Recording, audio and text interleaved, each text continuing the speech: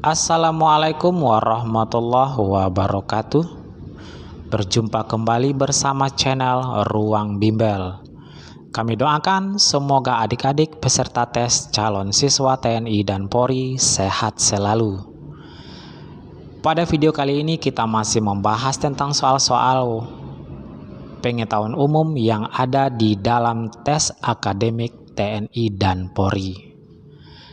Materi yang sering diuji dalam pengetahuan umum biasanya tentang Undang-Undang Dasar 1945, Pancasila, sejarah Indonesia, kewarganegaraan, wawasan kebangsaan, dan isu-isu terkini yang sedang berkembang. Bagi adik-adik yang belum sempat menonton video pembahasan soal sebelumnya, silahkan lihat linknya di kolom deskripsi. Sebelum kita masuk ke video intinya, bagi adik-adik yang baru bergabung atau yang belum mensubscribe channel ini, silahkan diklik tombol subscribe-nya agar channel ini bisa berkembang dan bermanfaat bagi banyak orang. Jangan lupa klik lonceng notifikasinya agar adik-adik tidak ketinggalan informasi terbaru dari channel ini. Dan jangan lupa tonton video ini sampai habis. Semoga video ini bermanfaat. Mari kita mulai. Soal nomor 1. Toleransi dalam kehidupan antar umat beragama berarti pilihannya. A. Penyebaran agama dapat dilakukan pada siapa saja dan di mana saja. B. Setiap agama memiliki tujuan dan cara ibadah yang sama kepada Tuhan. C. Tersedianya tempat ibadah bagi semua umat beragama dan berdekatan. D. Setiap orang boleh berganti dan berpindah agama setiap saat, kapan dikehendaki. Dan E. Setiap orang boleh melaksanakan ibadah sesuai dengan ajaran agama dan kepercayaannya masing-masing. Kita lihat jawabannya. Jawabannya adalah E. Setiap orang boleh melaksanakan ibadah sesuai dengan ajaran agamanya masing-masing. Kita lanjut soal nomor 2. Taman laut di Sulawesi Utara yang dikenal hingga ke mancanegara adalah pilihannya. A. Taman Laut Jambi Anom. B. Taman Laut Bunaken. C. Taman Laut Banda. D. Taman Laut Derawan. E. Taman Laut Raja Ampat. Jawabannya adalah B. Taman Laut Bunaken. Kita lihat Taman Laut Jambi Anom itu berada di Lombok, sementara Taman Laut Banda berada di Maluku Tengah, Taman Laut Derawan berada di Kalimantan Timur, dan Taman Laut Raja Ampat berada di daerah Raja Ampat, Provinsi Papua Barat. Di sini yang ditanya adalah taman laut yang berada di Sulawesi Utara yang terkenal hingga mancanegara adalah Taman Laut Bunaken. Soal nomor 3. Gunung tertinggi di benua Eropa adalah, kita lihat pilihannya. A. Gunung Everest. B. Gunung Kilimanjaro. C. Gunung Elbrus. D. Gunung Fuji. Dan E. Gunung Aconcagua. Kita lihat jawabannya adalah C, yaitu Gunung Elbrus. Gunung yang tertinggi di benua Eropa adalah Gunung Elbrus. Kita lihat Gunung Everest itu adalah gunung tertinggi di Asia, sementara Gunung Kilimanjaro itu gunung tertinggi di Afrika. Gunung Fuji adalah gunung yang tertinggi di Jepang, dan Gunung Aconcagua adalah gunung yang tertinggi di Amerika. Kita lihat soal nomor 4. Danau terdalam dan terbesar di Asia Tenggara adalah, pilihannya A. Danau Baikal. B. Danau Toba, C. Danau Ranau, D. Danau Kelimutu, dan D. Danau Balkas. Jawabannya adalah B. Danau Toba. Danau yang terdalam dan terbesar di Asia Tenggara adalah Danau Toba yang berada di Sumatera Utara dengan kedalaman lebih kurang 400 meter. Kita lihat Danau Baikal adalah danau yang terdalam dan terbesar di dunia yang berada di Siberia. Berikutnya Danau Ranau berada di Sumatera Selatan, Danau Kelimutu berada di Flores, Nusa Tenggara Timur, dan Danau Balkas berada di Timur Tengah yaitu negara Kazakhstan. Soal nomor 5. Keputusan hakim terdahulu untuk menghadapi suatu perkara yang tidak diatur di dalam undang-undang dan dijadikan sebagai pedoman bagi para hakim yang lain untuk menyelesaikan suatu perkara yang sama adalah pilihannya A. Amnesti, B. Abolisi, C. Jurisprudensi, D. Rehabilitasi, E. Koalisi. Kita lihat jawabannya adalah C, yaitu jurisprudensi. Di mana jurisprudensi ini adalah salah satu sumber hukum formal di Indonesia, yaitu keputusan hakim terdahulu untuk menghadapi suatu perkara yang tidak diatur dalam undang-undang yang dijadikan pedoman bagi hakim lainnya dengan kasus yang sama. Sementara amnesti, abolisi, dan rehabilitasi itu adalah semacam pengampunan yang diberikan oleh presiden untuk narapidana. Soal nomor 6.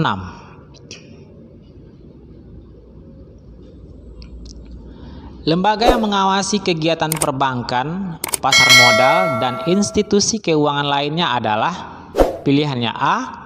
Kementerian Keuangan, B. Bappenas, C. Bank Indonesia, D. Otoritas Jasa Keuangan, E. Lembaga Penjamin Simpanan.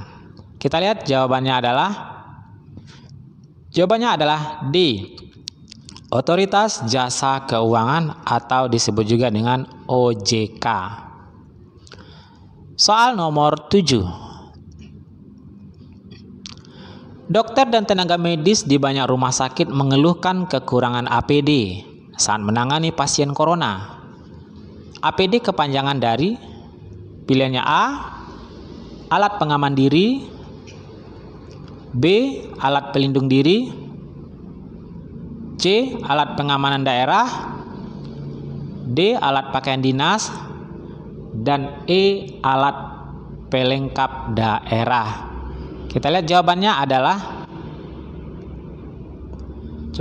B. Alat pelindung diri. Jadi APD ini semacam pakaian, yaitu alat pelindung diri. Pakaian yang digunakan oleh para medis untuk menangani pasien corona. Soal nomor 8. Lembaga bentukan PBB yang bertugas menangani wabah COVID-19 adalah, kita lihat jawabannya, pilihannya A. UNESCO, B. UNICEF, C. WTO, D. FAO, dan E. WHO.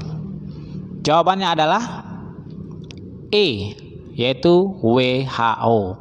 WHO adalah lembaga bentukan PBB di bidang kesehatan. Kita lihat UNESCO itu adalah lembaga PBB di bidang pendidikan dan kebudayaan, UNICEF di bidang anak-anak, WTO di bidang perdagangan, FAO di bidang pangan dan makanan. Soal nomor 9.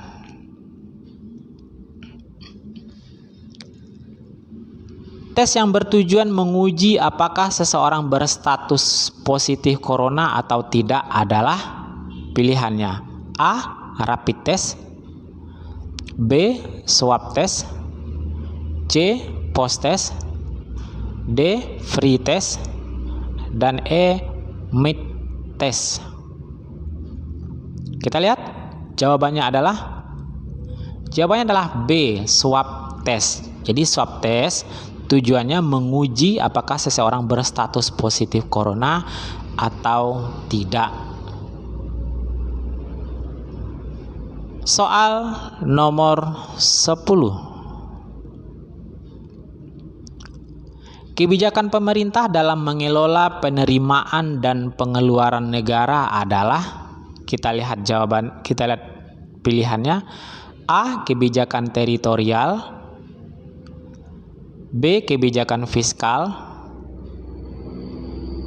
C. Kebijakan moneter, D. Kebijakan ekstraktif, dan E. Kebijakan kontraktif. Kita lihat jawabannya. Jawabannya adalah B. Kebijakan fiskal, di mana kebijakan ini adalah dalam rangka mengelola penerimaan dan pengeluaran negara. Soal nomor 11. Yang berkedudukan sebagai pembantu presiden pertama kali pada saat berlakunya Undang-Undang Dasar 1945 adalah, pilihannya A. Perdana Menteri, B. Komite Nasional, C. DPR, D. Menteri, dan E. Senat. Jawabannya adalah B, yaitu Komite Nasional. Jadi Komite Nasional ini adalah pembantu presiden pertama kali pada saatnya berlakunya Undang-Undang Dasar 1945. Komite Nasional ini dibentuk pada sidang PPKI pertama tanggal 18 Agustus 1945. Salah satunya adalah membentuk Komite Nasional sebagai pembantu presiden. Kalau hari ini Komite Nasional sudah tidak ada lagi, pembantu presiden sekarang jabatannya adalah menteri. Soal nomor 12. Perjanjian suatu negara dengan negara lain untuk mengembalikan seseorang ke pengadilan di negara asalnya adalah, pilihannya A. Ekstradisi, B. Renumerasi, C. Suaka, D. Transgenerasi, dan E. Deportasi. Jawabannya adalah A. Ekstradisi. Jadi ekstradisi adalah perjanjian suatu negara dengan negara lain untuk mengembalikan seseorang ke pengadilan di negara asalnya. Kalau tidak ada perjanjian ekstradisi, jadi kalau ada orang yang lari ke negara lain, itu tidak bisa dibawa ke negara asal sebelum ada perjanjian ekstradisi dengan negara tersebut. Soal nomor 13. Undang-Undang Dasar 1945 telah mengalami amandemen atau perubahan sebanyak, pilihannya A. 1 kali, B. 2 kali, C. 3 kali, D. 4 kali, dan E. 5 kali. Jawabannya adalah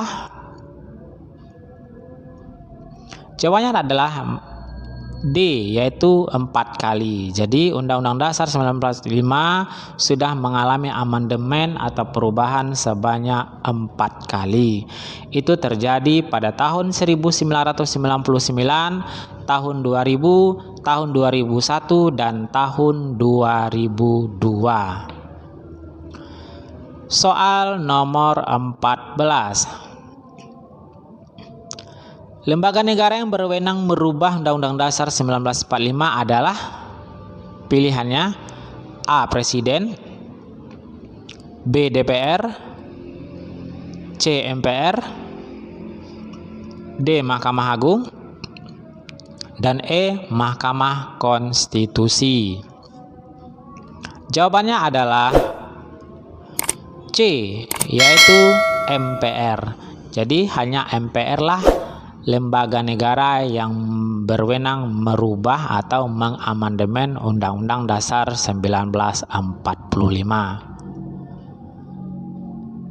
Soal nomor 15. Amandemen pertama Undang-Undang Dasar 1945 dilaksanakan pada tahun, pilihannya A. 1998, B. 1999, C. 2000, D. 2001, dan E. 2002. Seperti yang sudah disebut tadi, amandemen pertama dilaksanakan pada tahun 1999.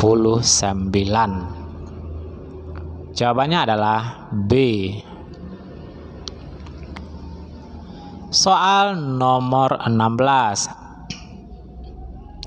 Sistem pendidikan di Indonesia diatur dalam, pilihannya A. Undang-Undang Nomor 31 Tahun 2004, B. Undang-Undang Nomor 17 Tahun 1999, C. Undang-Undang Nomor 2 Tahun 1999, D. Undang-Undang Nomor 20 Tahun 2003, dan E. Undang-Undang Nomor 7 Tahun 1998. Kita lihat jawabannya adalah D, yaitu Undang-Undang Nomor 20 Tahun 2003. Jadi sistem pendidikan di Indonesia hari ini masih mengacu kepada Undang-Undang Nomor 20 Tahun 2003. Kita lanjut nomor 17. Undang-Undang Ketenagakerjaan diatur dalam, pilihannya A. Undang-Undang Nomor 31 Tahun 2004, B. Undang-Undang Nomor 13 Tahun 1999, C. Undang-Undang Nomor 2 Tahun 1999, D. Undang-Undang Nomor 20 Tahun 2003, dan E. Undang-Undang Nomor 13 Tahun 2003. Kita lihat jawabannya adalah E, yaitu Undang-Undang Nomor 13 Tahun 2003. Jadi Undang-Undang Ketenagakerjaan di Indonesia masih diatur dalam Undang-Undang Nomor 13 Tahun 2003. Soal nomor 18. Penyelesaian konflik RI dan GAM dilakukan perundingan yang dimediatori asing yang dilaksanakan di, kita lihat pilihannya, A. Washington DC, Amerika Serikat, B. London, Inggris, C. Helsinki, Finlandia, D. Swedia, dan E. Austria. Kita lihat jawabannya adalah C, yaitu di Helsinki, Finlandia. Jadi penyelesaian konflik RI GAM itu dilakukan perundingannya di luar negeri, di Helsinki, Finlandia. Kita lanjut soal nomor 19. Lembaga dunia yang berhak menetapkan status pandemi suatu negara adalah, pilihannya A. FAO, B. ILO, C. WHO, D. PLO, dan E. CAO. Jawabannya adalah C, yaitu WHO, di mana WHO ini adalah badan atau lembaga PBB yang bergerak di bidang kesehatan yang berhak menetapkan status pandemi di suatu negara. Jawabannya adalah C. Soal nomor 20. Kenaikan nilai tukar dolar terhadap rupiah dikenal dengan istilah A. Apresiasi, B. Depresiasi, C. Revaluasi, D. Devaluasi, dan E. Redenominasi. Kita lihat jawabannya adalah A. Apresiasi, yaitu kenaikan nilai tukar dolar terhadap rupiah dikenal dengan istilah apresiasi. Demikianlah 20 soal tentang pembahasan soal akademik TNI Polri. Semoga video ini bermanfaat. Assalamualaikum warahmatullahi wabarakatuh.